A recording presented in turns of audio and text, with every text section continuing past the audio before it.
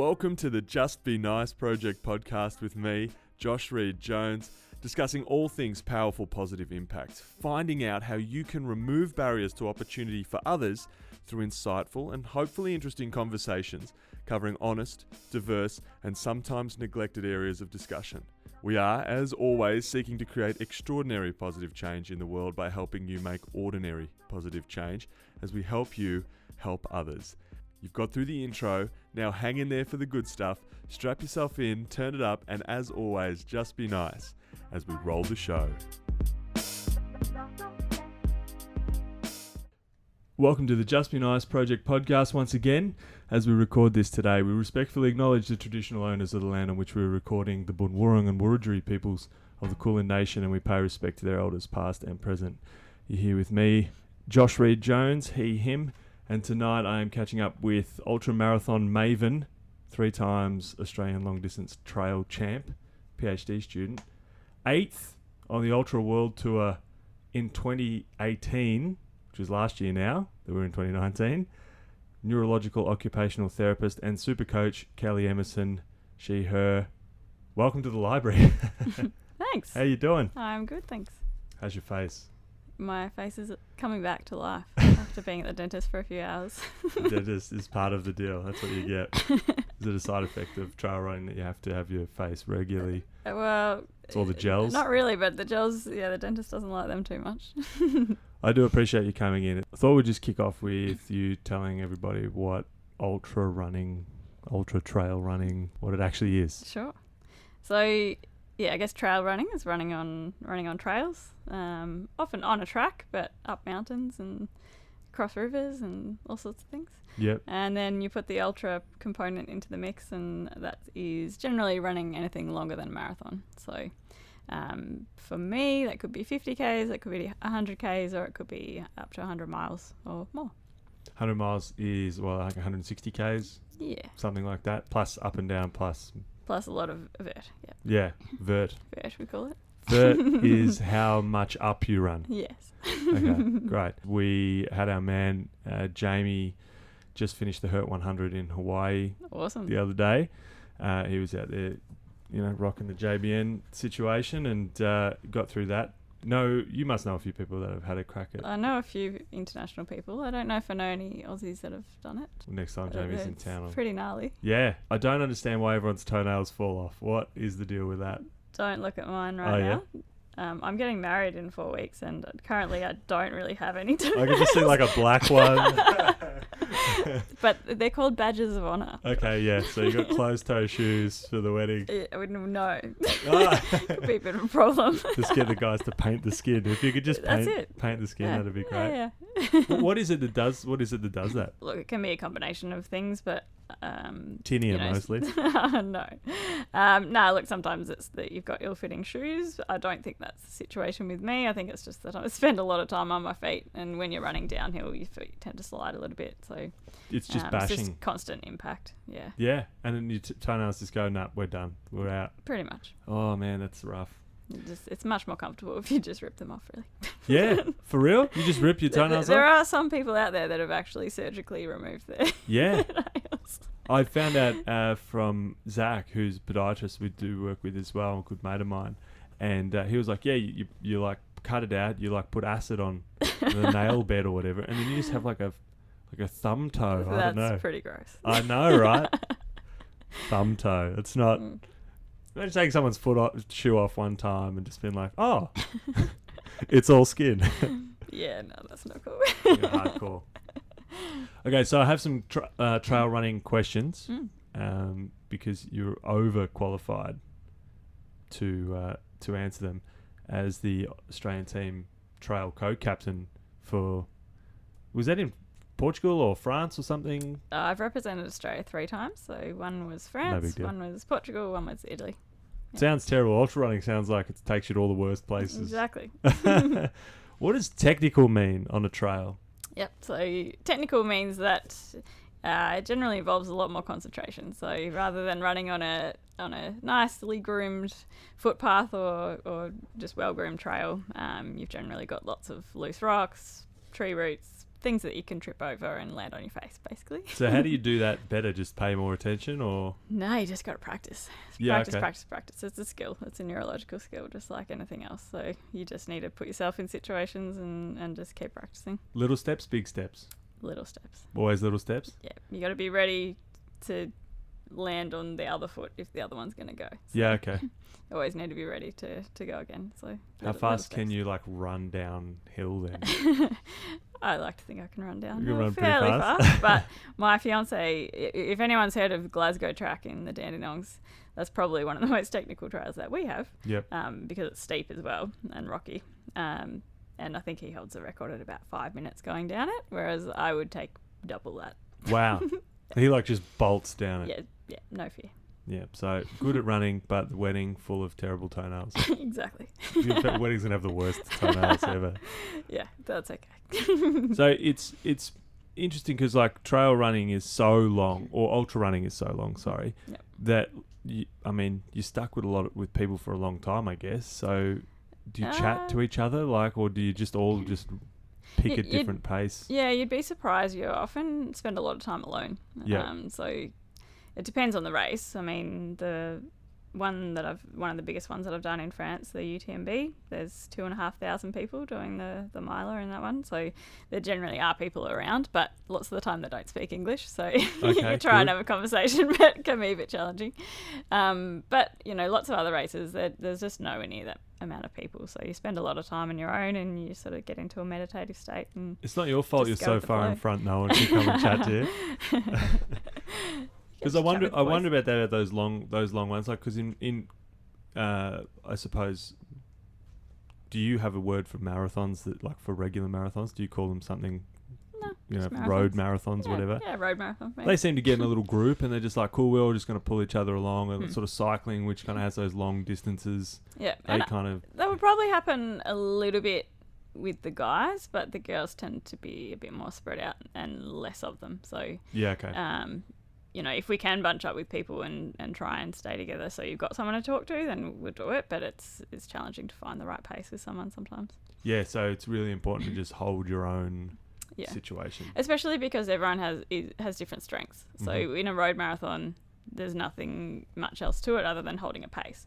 Whereas when you're on the trail, you got to, you might find that you're better going downhill compared to the person that's running beside you who's better at going uphill, or you're better at technical and they're not. And so you're constantly leapfrogging often with people depending on each other's strengths and weaknesses. So you let Tegs run off down the hill and then you catch him on the uphill again. That's it. Come on, buddy. Exactly. Sort it out.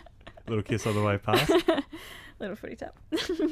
So obviously something that is integral to the work that we do at JBN is identifying blocks to opportunity and things that I guess count as adversity. When I look at trail running, I just think chafe, man, like chafe. How do you deal with? You just like, this is a personal question. This could be for no one else needs to know this except I need to know what do I need to do. You just got to find the right gear, and you can't skimp out. You gotta pay the money for the good stuff. Yeah, okay. Yeah. Shave my chest so like the band-aids work. Yeah. We've seen a few bleeding nipples all over the years. Oh my goodness. I remember the first time it happened to me, I was like, you got to be kidding me. I have the smallest nipples in the world. How on earth did they end up bleeding everywhere? Yeah, ouch. Yeah, that's no good. But look, it's just a part of it. You've got to figure out what works. The right gear, there's plenty of product to try and help as well. Yeah. That's an industry, It really is. Chafe.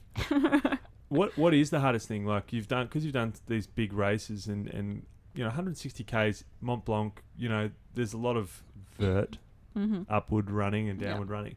Like what do you feel is the toughest thing of doing those runs? The biggest challenge for me is dealing with the elements, because when we're climbing so much and we're at different altitudes all the time, the weather can change in an instant. So, we've got to be able to deal with the heat and we've got to be able to deal with the extreme cold as well. So that particular race got down to -10 overnight, got stuck in 2 blizzards. I've never been so cold in my life. There's a lot of skinny people to be caught in exactly. some pretty cold weather. Exactly. So, yeah, I think that's the biggest challenge for me is just dealing with that. And you've got to make sure you've got the right gear on you or you won't survive, Yeah. do you call for help? Can you call for help?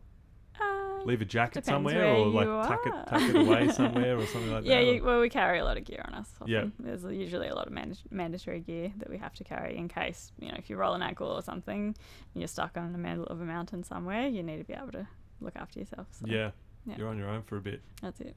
So how many kilos of stuff are you running a 160k race in the mountains with? You'll see different people carrying different things, but you try and go as light as possible. But unfortunately, the lighter the gear, the more expensive it is. So it's one of those things that people sort of collect over time.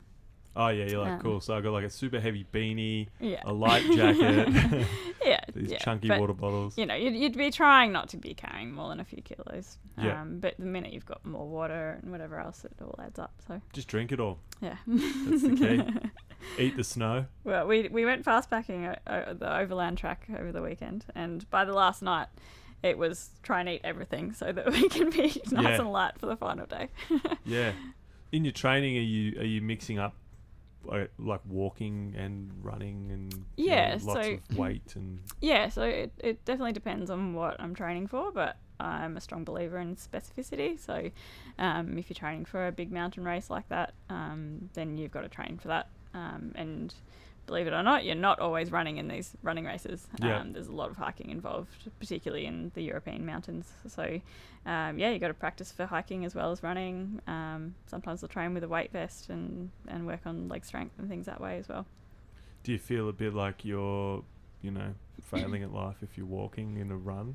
No. No? It's good?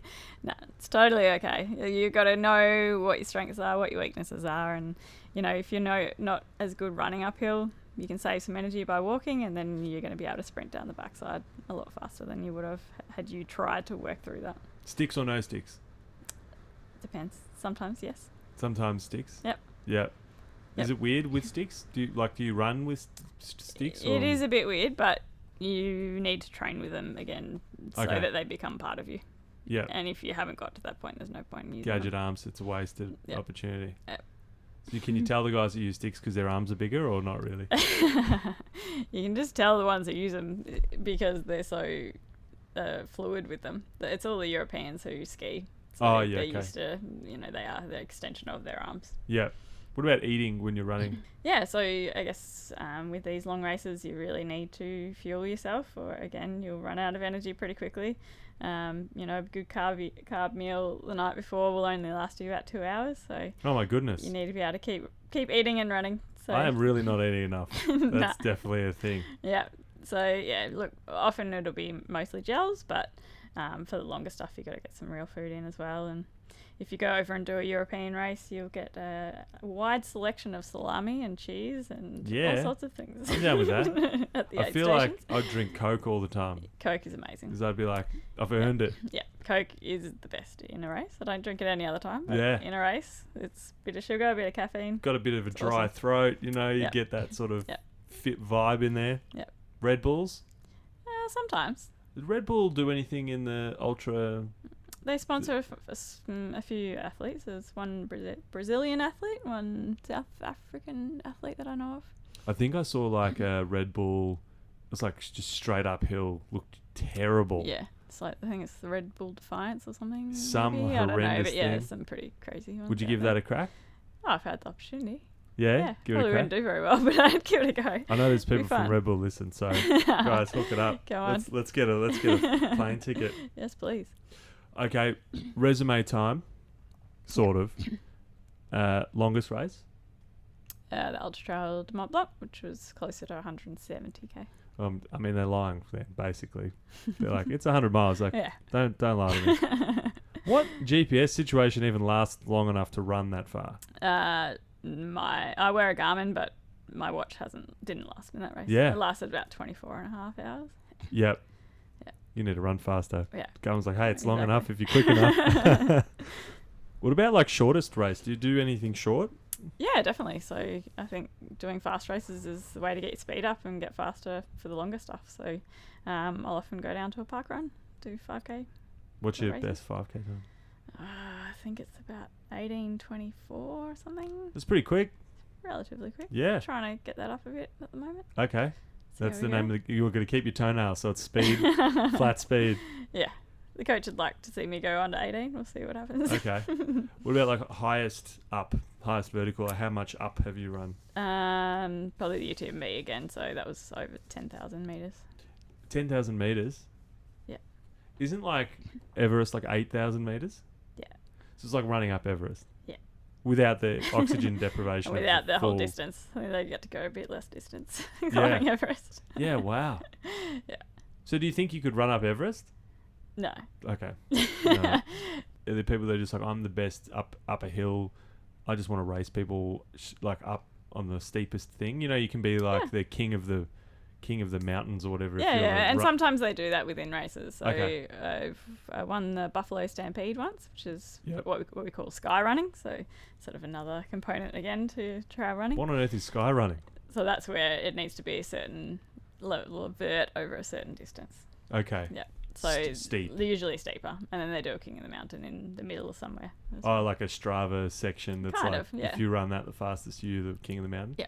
Were you the king of the mountain? On that day, yep. Yeah, you were. Did I see a thing where you'd run 100 kilometres in 11 hours? I've run 100 kilometres in 9 hours and 3 minutes. What on earth? Yeah. So that was the Surf Coast Century a few years ago. Oh, yeah, you've won that 3 times? Yeah.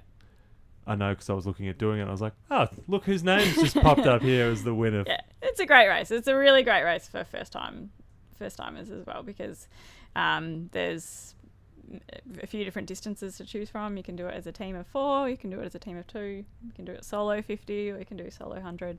And there's a lot of access for support crew and things, so it's a good option. There you go. Well, look out for me at the bottom of the list at the end, will. this year when we give that 100-kilometre Awesome. run a crack. When you're running, this is something I get asked a lot for people that are training, and we've got a few like active programs, I suppose, trying to get people engaged and stuff, and looking at people do the most extreme version of things. Usually, I think people get pretty motivated by that. You're obviously like in the best of the most extreme foot running stuff. Yeah. If you're doing a 160k race or a 100k race or a 50k race, like what sort of percentage length of run do you do before the race? Like, do you do 100k's before a 100k race? Yeah, good question. Not often, no. Yeah. So, I, as a coach, I wouldn't be prescribing many of my athletes to do much more than 3 or 4 hours. Just of running? Yeah. Okay. So often I might get them to sign up for a 50k in the lead up to a 100k race. But there's not many benefits of doing 100k's as training for that next one. Yeah, you got to be able to recover well. So you're doing everything you can to prepare for that, but you don't need to do 100k's. So if you can run fast for 4 hours, you'll be okay to run a bit slower for 9. There's a few more elements that come into it. As long as you can feel yourself well, as long as you're conditioned, as long as you've, happy to let those toenails go. Exactly. Have you ever done anything along the lines of pooped yourself on a run or anything like that? No, I wouldn't say pooped myself, but look, gut issues are a common problem in running that far. So no wonder you guys all run separately to each other. So yeah, occasionally you do need to go out in the bush. Yeah, it's just all part of it. Put it in the bag. The most expensive, lightest, most high tensile toilet paper you can find. Yeah. Trail paper. Is that a thing? There's a gap in the market there, I think, that we could go for it. Super light, super thin, but like structural integrity toilet paper. There you go, niche market. Get onto that. Get onto that, Red Bull. I guess you kind of already answered this. I was like, is it harder to run uphill or downhill? Because I feel like downhill hurts people's knees and stuff sometimes. But yeah, everyone's different. It really depends, really, on the type of strength work you've been doing and what you're conditioned for. Yeah. I find running uphill harder for me, but it really varies. Okay. Is it a physiological thing, do you think, or like you can train your way around, or just some people it's just the way your kind of body? I have a strong belief that it's physiological. I don't know if there's any true literature look, mate, I'm pretty good at that. running, and it still sucks to run uphill. But yeah, I reckon some people are made to run uphills and some people aren't. Yeah. And you can train and get better at it, but sometimes it's just I don't know. I see uphill running as my weakness, and it hasn't changed in 10 years. So yeah, okay, yeah. I don't know. 10 years of running. Oh, I don't even know, to be honest. Well, I mean, you've been running forever. Probably pretty roughly much, around that. 10 years of. Yeah, something like that. Not really sure. Okay. Did you sort of kick it off and then go, oh, I'm killing this, and then I'm going to do more, or did you just go kick it off and you're like, oh, this is a good way to get away from everybody for ages without anyone whinging at me. I'm going to just keep at it. Yeah, no, I think, I started off with road runs, shorter road runs. That sort of grew into marathons, and then I got convinced to do Oxfam Trail Walker with some friends, and I just really enjoyed it. And then I started competing and started doing well, so just kept progressing. Keep going. Kept pushing myself a bit further. Look, it's awesome. I'm so impressed. I'm so impressed. I tell you're like, whatever. I'm like, I tell people, my friend Kelly, you should see. She's like, crushes it. She runs so far. It's crazy. Yeah. Whenever you put a thing up, I'm like, that's so great. It's super impressive. And I think the thing about running as well is that a lot of people have done running.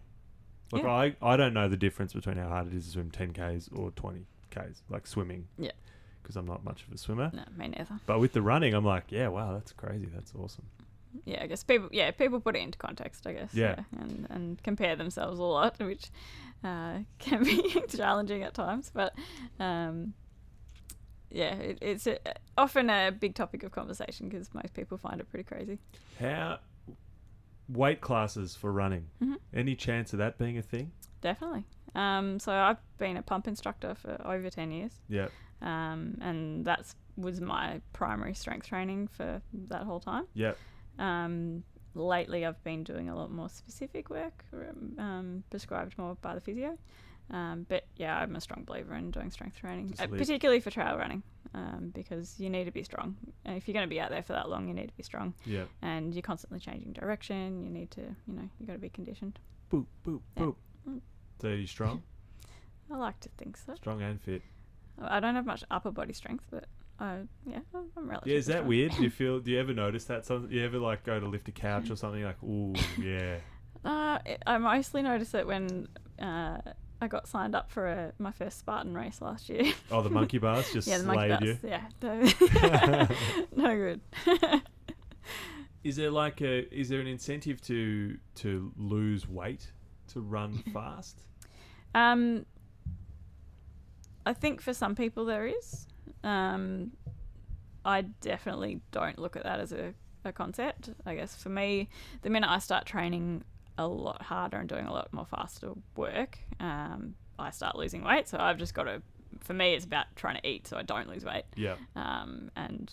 They just eat like a pig so that you can stay strong and healthy. Because if you don't get there's a lot of research out there at the moment looking at the energy deficit and lots of people not eating enough, and then that's leading to stress fractures and early hip replacements and things later on in life. So it's really important to be eating enough and not lose weight.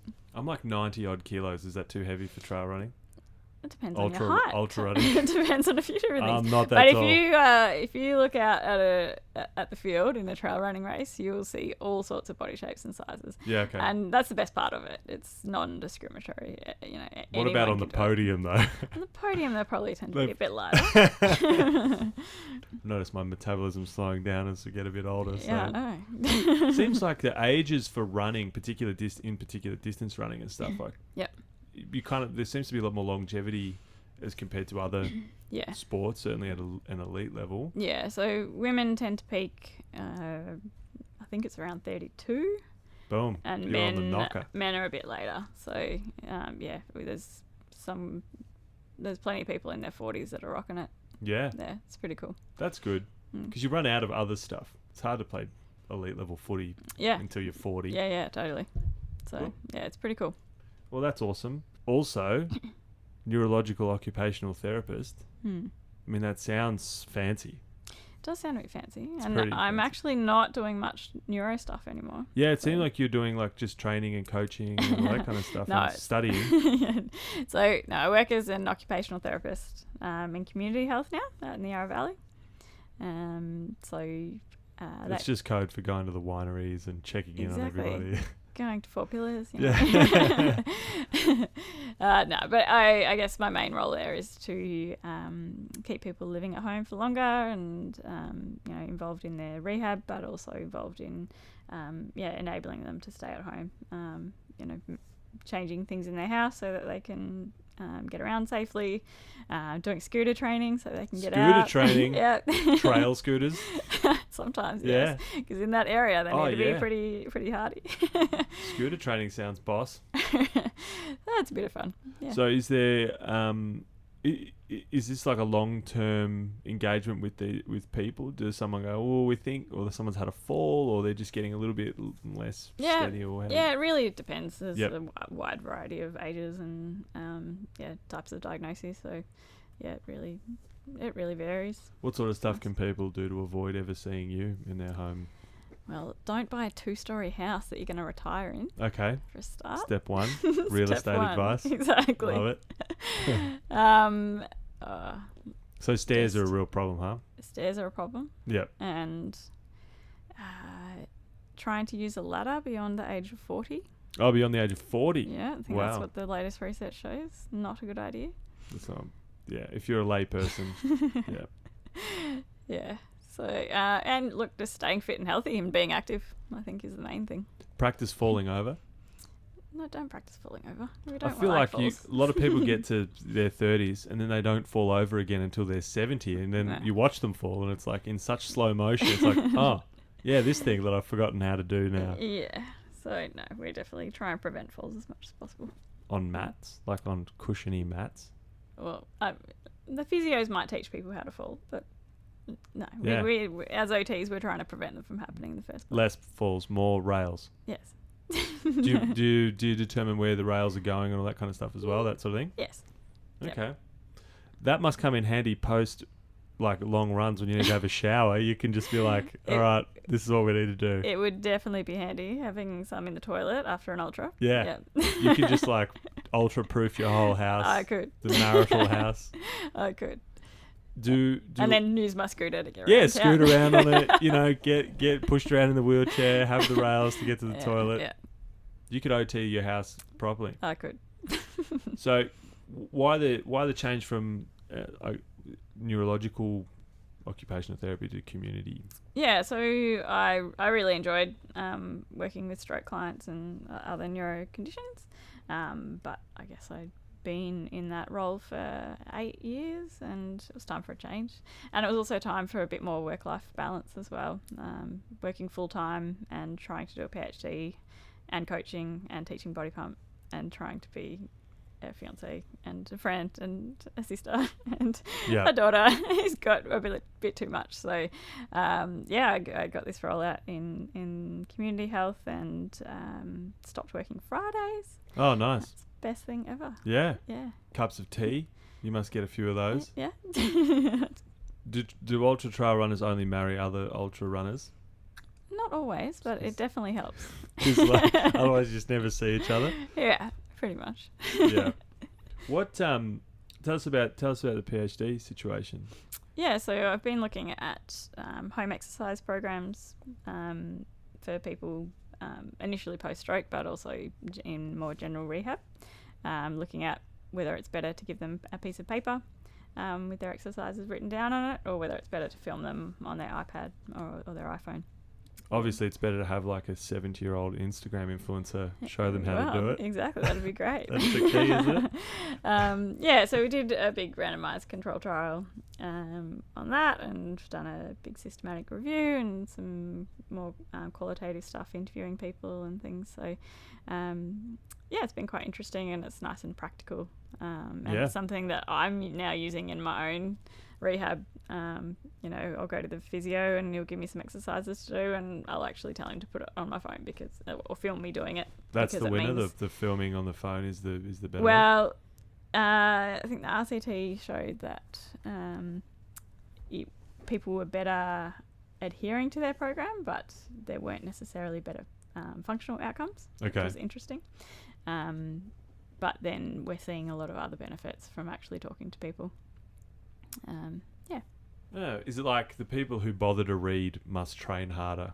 Like they try more, and the people who put it on their phone are just like, oh yeah, there, I'll just do it. Yeah, who knows? Who knows? Does stuff ever come up in the body pump class? You're like, I'm not telling people to do this. Or are you like down with all of the things? I generally stick with the choreography, but sometimes you get some music that's not so good, so you might teach it once and then skip to an old track. Yeah, that's awesome. Cheeky, huh? Yeah.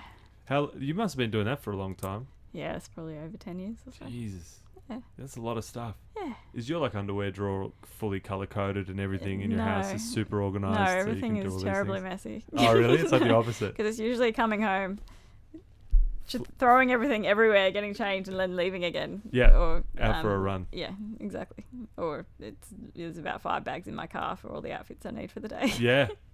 How are you running every day then? Yeah, I run most days, probably 6 days a week. Try to have a rest day in there on Fridays. Study until the Try wee and hours of the study. morning. Yeah, I need to prioritise that a little bit more. Yeah, okay. Yeah. What uni are you doing? It's now? through the trope. Out that way. Fantastic. Yep. Are you left to your own devices in that situation, or are you working in a team? Or Yeah, working in a team. So I'm pretty lucky to have 2 supervisors. One's an OT and one's a physio.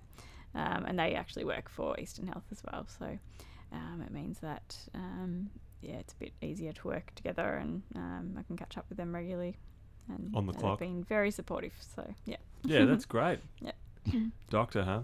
Just One day. racking up the things. What an impressive wall at your house from the two of you and all your achievements and all the things. Yeah, we'll see how we go. What do people not know about doing a PhD that they should know, about how much harder it is than just doing something else? Good question. I guess, the main thing is just dedicating time, and it depends how you're going to do it. So I'm doing it by publication, so it means I need to have 4 articles published in different journals, peer-reviewed journals, and then I need to put it all together. Whereas some people might do it as coursework. The beauty of doing it this way is that it doesn't cost me. So it costs me my uni fees every 6 months, and that's about it. Yeah. But just time. Yeah, okay. Yeah. And have you got a time cap? Yeah, so I think I've got till 2022. Okay. So doing it part-time, you've got... TikTok. Yeah. Yeah, doing it part-time, you've got quite a long period of time, which is great. If you do it full-time, you can get scholarships, but I didn't really see that as an option when you have a mortgage to pay. We're all grown-ups and now, whatever you've else. got to do stuff. Yeah, exactly. So, yeah. And do you think academia is a thing afterwards, or you're going to wear that fancy gown and then just be like, thank goodness? Yeah, I'm a bit worried that I probably will go that way. Yeah, okay. Yep. But yeah, look, I don't know. We'll get it done first and then see what happens.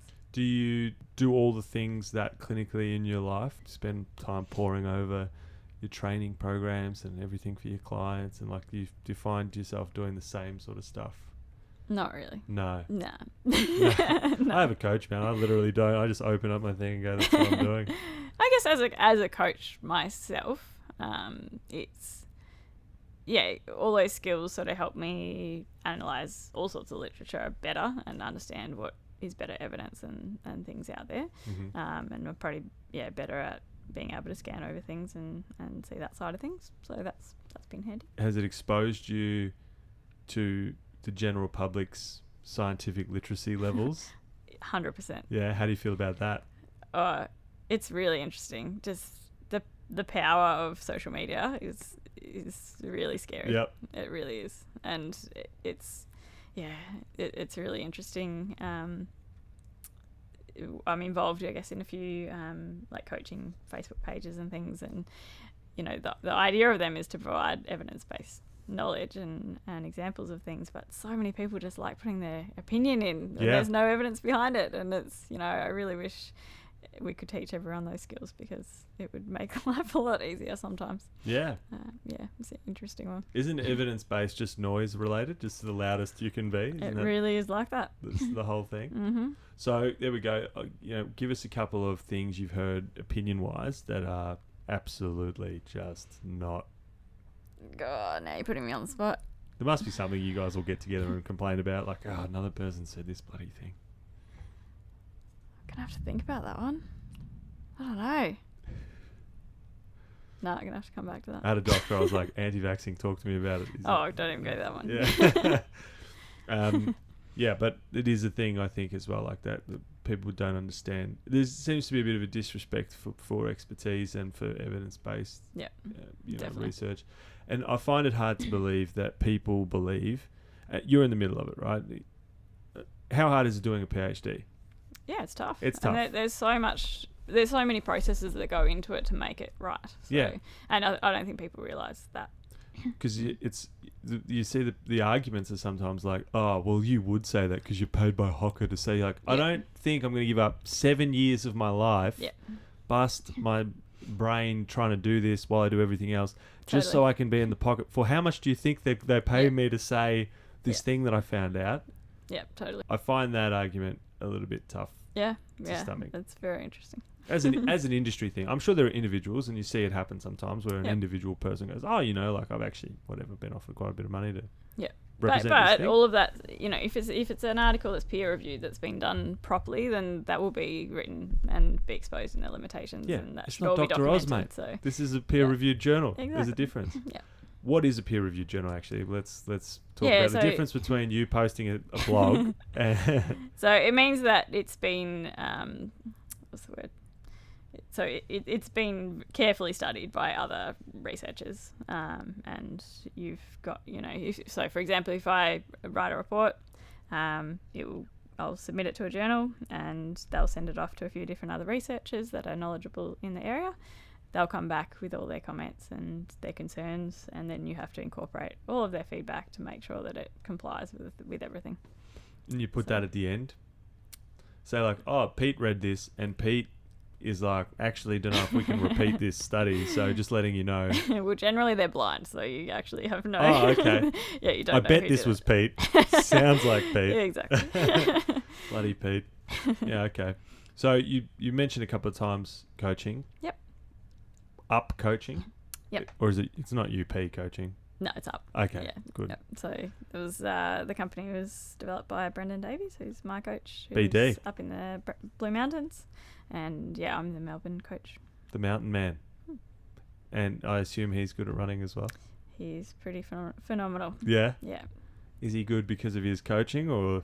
He's good because he's in his 40s and he's still absolutely smashing it. Love that. So, is that for people who just want to run really far?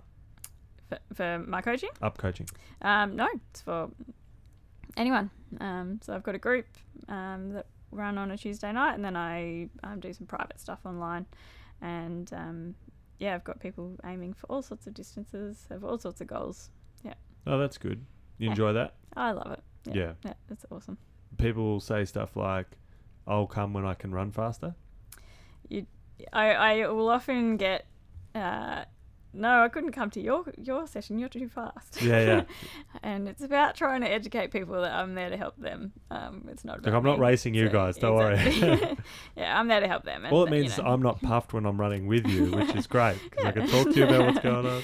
Yeah, but no, it's really nice to be able to help people achieve their goals and different things that they want to do. So, yeah.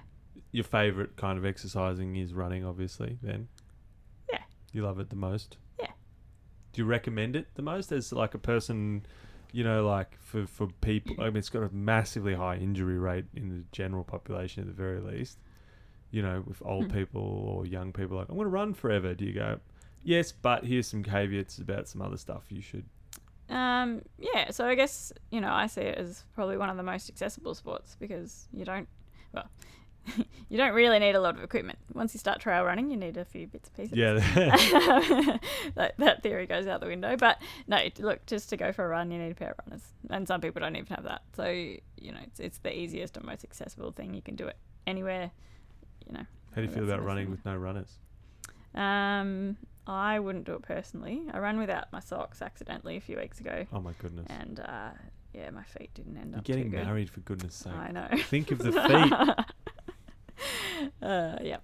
But look, there's people out there running in sandals. I've seen people running trail races in bare feet. Yeah. Yeah, it's pretty amazing. It's a pretty disgusting amount of stuff that you've done, if I'm honest, and it's it's like all these wonderful things. So you've got to drop some failures in there. What have you done and sucked at and just bombed out of? I'm not very good at swimming. Okay. Yeah, and I didn't do very well at the Spartan race, but that's okay. I had to do 120 burpees in the about a 15k race. It seems like a poor it's like my punishment. I already have no upper body strength. These burpees aren't helping, exactly. right? You know, this is not good for me. Exactly. It's not helping. Have you DNF'd anything, or you? No. Wow. Oh, there's a thing there. You can touch that. Thank you. I don't like it when people ask me that question. Oh, sorry. Is it? But do you afterwards? You know, if you have a sort of a bad race, is it all entirely based on you feeling like you left something in the tank, or you weren't prepared well enough, as opposed to where you come in the race? Or how do you sort of judge? Because you've got obviously a lot of time on your own. You've got it's a long time. Yeah. You're on your feet for so long. Yeah. The Mont Blanc one's like, what, 30 hours or something? 28-ish. Yeah. That's a long time. Yeah. So do you just at the end always assess based on yourself, or do you go, I should have beaten Jess? Yeah, look, I guess sometimes that comes into it, but I really try, and because it's such a long race, because there's so many different factors that go into it, I definitely try and just remember it's all about me and, you know, just all about achieving my own goals and achieving my own, you know, times and things like that, because you can't control everything. Mm-hmm. So, you know, you can only do the best that you can do on the day. And yeah, I guess a good race for me would be, you know, that everything's gone to plan, that I've been able to eat regularly and well, and that I've had enough energy to sustain the effort level that I want. Mm-hmm. And a bad race would be, you know, I would still try and finish what I started.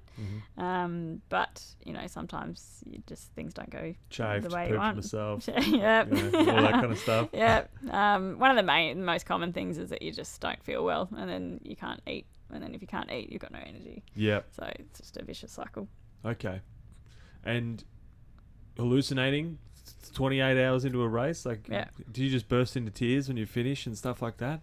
I don't think I did with that one, because I was so, like, amazed that I actually did that. You're like, where's the cheese and the exactly. salami? I'm ready now. I'm good. Yeah, but yeah, you definitely hallucinate. Yeah, I was seeing animals everywhere in that race towards the end there. Okay.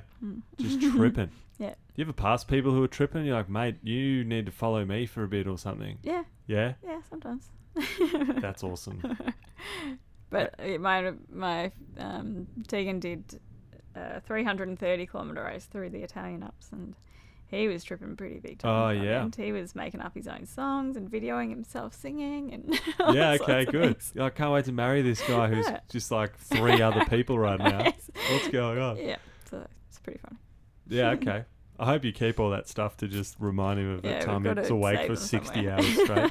How long did it take? 300 kilometres? 105 hours or something. What? Maybe. Yeah. Laps or A to B, sort of? A to B. Oh my goodness, that's awesome. Yeah. So impressed by that. It's just crazy. So you're doing all this crazy stuff. You know, you would be a lone wolf if you hadn't found some crazy unit to marry you, you know, who also probably can at least participate in this situation as well. So then, like, how important, because people must drop off. You know, I know how hard it is to be driven to do something and how much time it takes. And you're doing that in, like, a few different domains, you know, which is crazy. And this thunderstorm is, like, just changed the whole situation. So, like, how important is your family then? Because you've always had, like, pretty close, wonderful family. Yeah. Look, family is really important to me. We still catch up for family dinner every Sunday night. Whoa, that's ominous, man. Oh. We still have family dinner every Sunday night, so we still catch up. And are you annoying at dinner? Do you need certain things, or are you just like, just give me a double serving of rice? My mum's pretty amazing. She goes to a lot of effort every Sunday. Ah, awesome. But, you know, I'm so lucky. They've always been there. They came and surprised me at my first World Champs over in France, the whole family. I guess we'll go to France. What a sacrifice. Oh, well done. Yeah. So that was pretty cool. And then Mum and Dad came over to France again last year. Awesome. So, yeah. They don't run with you, though?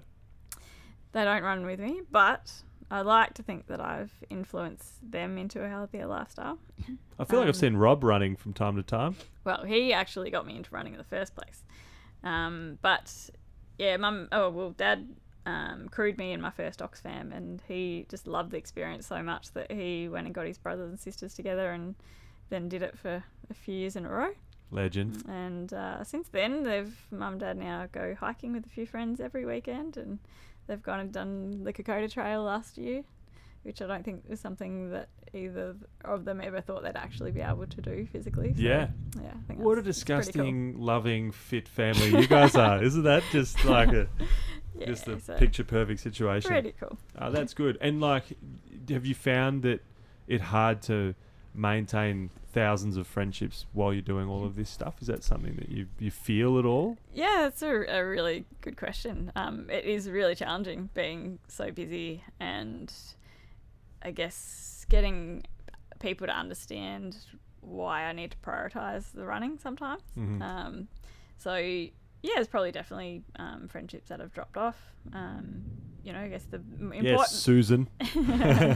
the important ones are still around, and you always have those friends that you might not see for 6 months, but nothing's changed as well. So I think it's just important that you make an effort to contact people when you can, and show them that they're still really important to you. You just can't be there all the time, and you can't go out on the piss all the time. Yeah.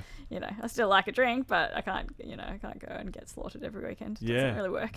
What sort of things do you wish people knew about about the kinds of things that you're doing that maybe you don't think people understand about, studying that hard and doing a job where you're traveling around a lot, even in a particular area? And I think one of the main things is that because we travel a lot for races, people often will just assume that we're going on holidays all the time. Mm-hmm. And it's not really a holiday. It's the worst holiday ever. It's awesome because you get to travel and see the world, but you're still, if you go for a few weeks before a race, you can't really relax because you need to be focused the whole time and still training and ready.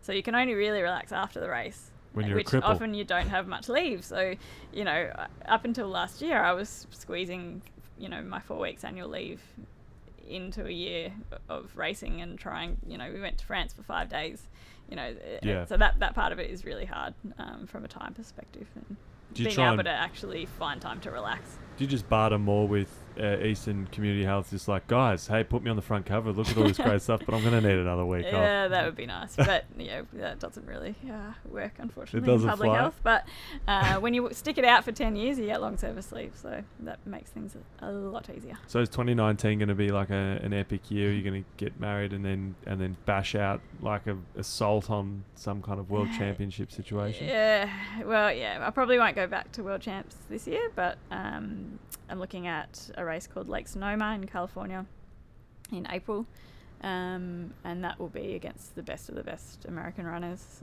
The lineup is absolutely insane. Yep.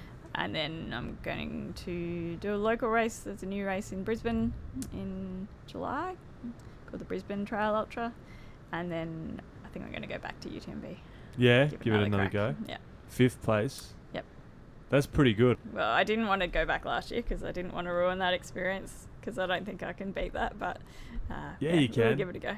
When you're running, do people tell you how far in front of you the other people are, sort of thing? Do you? Sometimes. So in that particular race, I was really lucky because I was in 6th position after the last checkpoint, and a friend from back home had climbed up the mountain and was timing, and let me know that I was only a few minutes behind 5th, and I thought I was done, and he's like, "No, you got to go for it." Get her. So chased her down. Awesome. Yeah.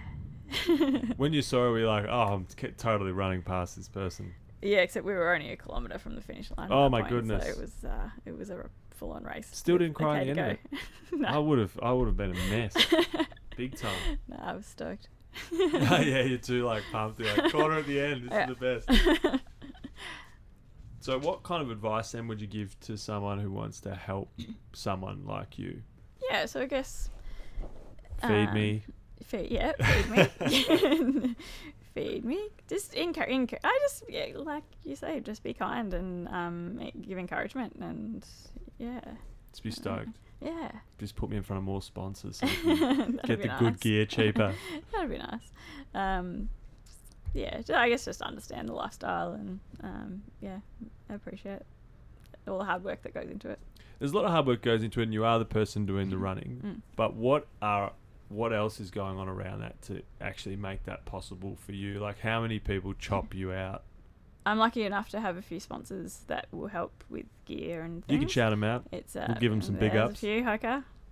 pretty amazing. Roger They make is those awesome big fat to me. shoes. Yep.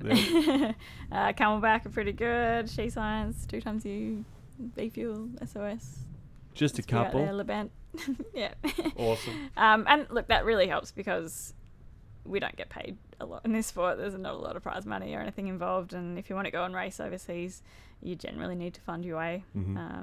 So yeah, that part of it is hard. I definitely chose the wrong sport for the payment perspective. Knew I should have been a golfer. Should just kept playing netball. That's sort of transfer to footy later on or something. Yeah, but still, they're not even getting as much as the guys still. So and yeah, I guess, look, my fiance, for number one, I definitely couldn't do it without his understanding and support and him being there to crew me in a race and all of that. But also my mates, because we travel a lot, we need to get our dog looked after and things like that. And we've got so many friends that, really step it up to help us out and look after him and look after the house and, all of that sort of stuff. We're really lucky. If you're a crazy runner, is a Vizsla like the best dog? Yeah. Yeah? Yeah, he's awesome. Good looking dog. He is a handsome boy.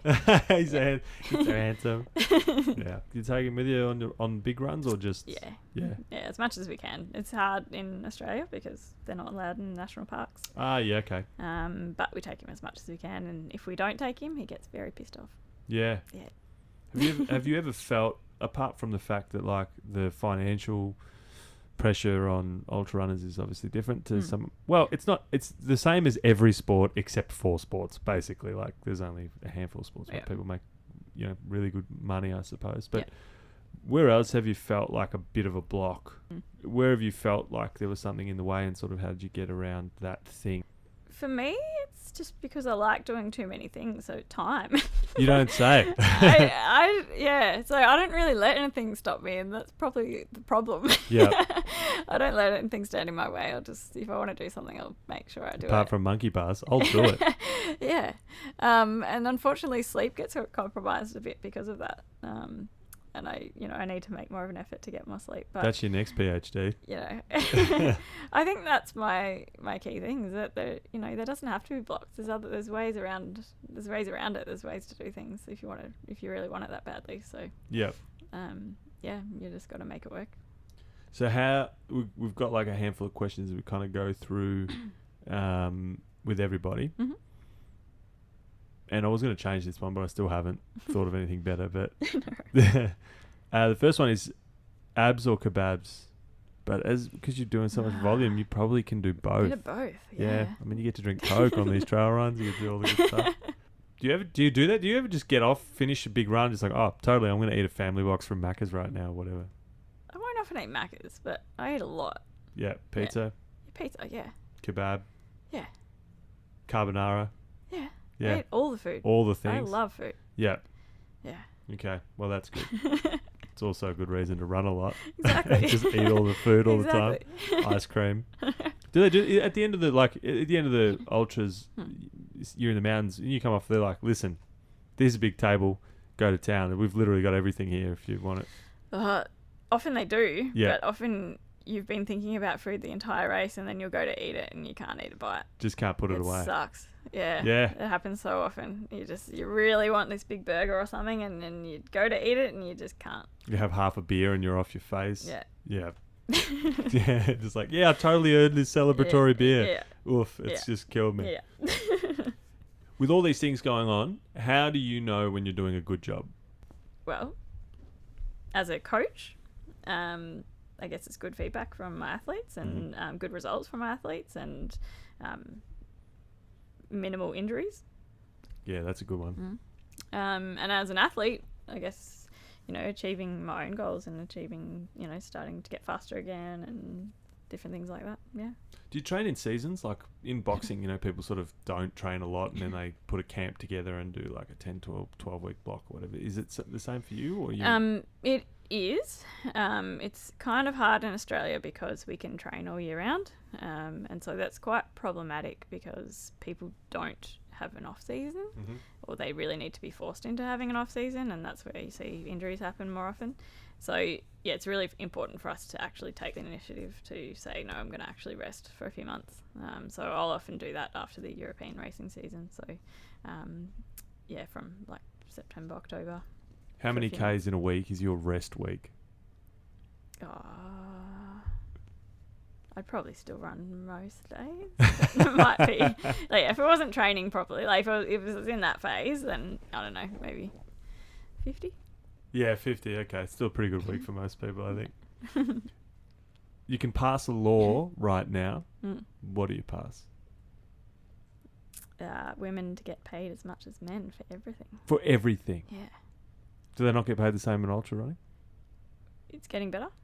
But no. I think in Australia we're pretty good, but Yeah. I know there's Yeah, we certain both get races. $150 each, so it's great. Yeah, exactly. We get paid in GPS watches or whatever. Yeah. Is there a lot of just winning merch? Is that like the thing? Yeah. Yeah. Which is cool at the beginning when you're loading up, and then you Correct. probably like got 2 or 3 of everything, and you're like, Yeah. Bladders or water bottles? Bottles. Yeah. Because you can fill them quicker. You can see how much you've been drinking. Just easier. Yeah. Okay. Yeah. I use bladders, but the other day I was like, I thought I drunk way more than I had. Yeah, you never know. You never know what's going on. Never know what's going on back there. And It's No. hard to just chug it. Yeah. So Bottles. it's more gear to buy. It is. Go win me some bottles or something. Go win me a thing. I'll put my hand up for the next lot of prize that Yeah. you get. What is your favourite way to just be nice? My favourite way to just be nice is, I think, trying to be a really holistic coach. So I think I've learnt from experiences as an athlete that, because I'm such a busy person and I have to fit everything in, I really try and make that work for my athletes, because lots of them have family, have full-time work, have, a million other things going on. So they can't do everything. They can't do what the gold standard might be. So it's finding ways to make them feel like they're achieving things and like they're getting stuff done, and working in with their lifestyle. Yeah. Yeah. That's awesome. That's such a useful and wonderful thing to do for people. I'll try. If everyone, if anyone listening is super stoked on how awesome you are and wants to know more about you, where do they find you? Maybe not physically, like you don't have to give your home address or anything. You can follow me on Instagram under Kellie Emmo. Boom. KELEMMO. I do have an athlete page, but to be honest, I'm not very good at keeping it up to date. Yeah, so if you want to know what I was doing in 2014, Yeah. go check out my athlete page. Yeah. Does seem easier to keep Instagram updated. Yeah. We'll pop a thing up there, and we'll pop all the sponsored bits and pieces on there too for you. I'll get all that off you, and keep an eye out. Keep an eye out on all the, if you want to live vicariously through someone trekking through some of the most beautiful scenery on the whole planet. Who takes all the photos up there as well? Do people just hike up to take photos to do that kind of stuff? Sometimes. Yeah? Yeah. Legends. Yeah, especially the European races. They're crazy. People climb to all sorts of places. That's You awesome. Least expect them. You're like, thanks Yeah. so much, man, because Yeah. that is a wicked photo, and there's Yeah. no way I was stopping to take that. Yeah, that's awesome. Do you ever get them back and just think, oh, I didn't even notice that I was there? Sometimes. Yeah. Yeah. Yeah, that's good. Do you go back and do bits and go, that's a good bit, I'll go back and check that out later? Sometimes, but I prefer to do it before the race. Yeah, Like, okay. I prefer to be able to take my time and go and explore somewhere so that I don't feel like in the race that I want us to keep stopping taking photos the whole time. Yeah, Because awesome. otherwise I'll do that. Well, look, it's the weather's changed technically during this Yeah. conversation, but I really appreciate you coming in. Thank you so much. Thanks for having me. Thank you so much for joining us on this episode. If you did enjoy it, we would really appreciate it if you could share it with others that you think might also enjoy it. Check out the show notes to find out more. Like, subscribe, maybe even give us a rating if it's a good one. Remember that we care. You matter. Have an amazing day. And as always, just be nice.